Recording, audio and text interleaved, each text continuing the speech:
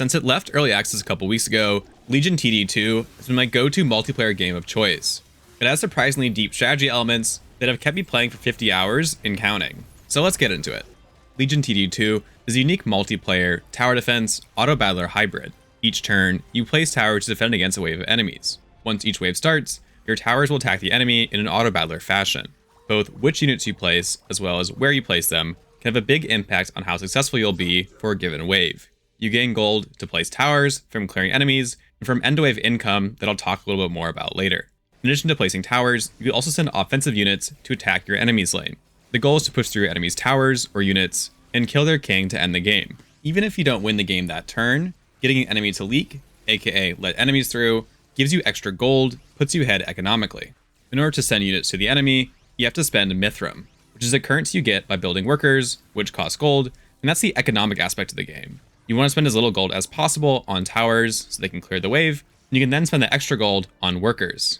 In addition to pressuring the enemy with the units that you've sent, you also increase your income each turn depending on how many units you send. You can send more generic, basic units to increase your income, and there are also more combat-focused, powerful units that have extra effects with the cost of decreased income per unit sent. They do still give you increased income, but it's less than you would get from buying the weaker, more econ-focused units. Deciding which units to send and when is a big strategy element of the game you kind of get a hang of once you play a little bit. There's also a rock, paper, scissors type system in the game as well for armor and damage types. There are 4 damage types in the game, each of which do more or less damage to some of the 5 armor types. These armor and weapon types are important to keep in mind so that you can balance your towers and know what units to send to your enemy in order to counter whatever they have built. So the core gameplay loop consists of placing towers each turn to fight that incoming wave, building as many workers as possible while not leaking your wave, not losing income there, and sending specific units to counter whatever your enemy has built. It's genuinely a surprisingly deep game, and it really rewards knowledge and adaptability. You want to be able to respond to what your enemy is doing, and knowing how much to build for a certain wave, or how little you can get away with, is a very valuable skill you'll be rewarded for. The game has 2 main multiplayer game modes. There's a 4v4 casual game mode, and there's a ranked 2v2 competitive game mode. I've mostly played the ranked game mode, and the 2v2 has a nice balance to it. It feels competitive, with some room for some nice teamwork. And on that note, I think this is literally the most friendly ranked community that I've encountered in any game that I've played.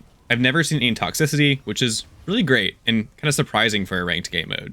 And despite the wave pattern being the same game to game, the gameplay feels surprisingly different each match, in part because of how the enemy changes, and because you have a randomized pool of towers each match for the ranked game mode. You can play with a set tower composition for the casual 4v4 game mode, which is a nice way to learn the game, but it makes the game stale quicker if you just rely on one certain tower composition.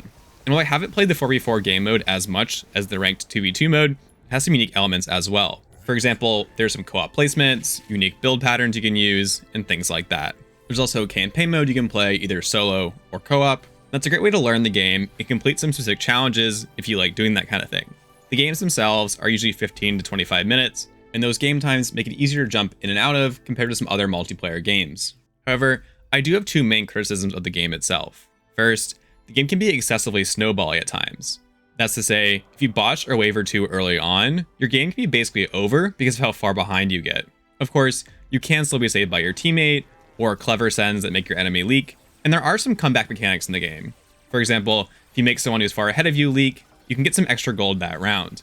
But it's still one of those games where the game can feel over 3 minutes in, but you don't see that result until 15 minutes later. Second, the game has some downtime. When I'm really into the ranked mode, I actually don't notice this downtime at all. I'm busy planning what I want to build, whether I can afford to buy another worker this wave, or spend that money on a tower, what units I want to send to counter my enemy, those type of things. But if you're not really doing any of that strategy, the waiting time between waves, or the time it takes for units to clear the wave, might be tedious for you and might get boring.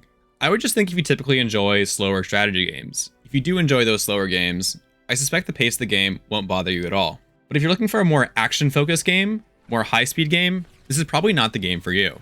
There are also some smaller things in the game that are worth noting. For one, the game has a really great pinging system, which makes it easy to communicate with your teammates without typing.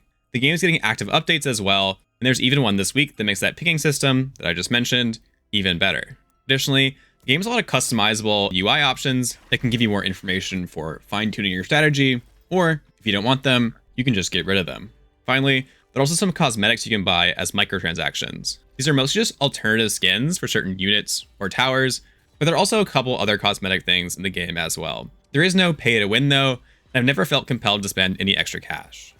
So what's my verdict on Legion TD2? Overall, it's a game I've been really enjoying. It's easy to pick up, but has surprisingly deep strategy and tactics. Because of that, it's now on my short list of go-to multiplayer games. However, the game suffers from how snowbally it can be at times, and it has some downtime that might turn away more casual players who haven't thoroughly dived into that strategy aspect of the game. Still, in my opinion, it was absolutely worth the $20 that I spent on it. Also, huge shout out to our first 2 channel members. Your support is greatly appreciated and will help the channel keep going forward.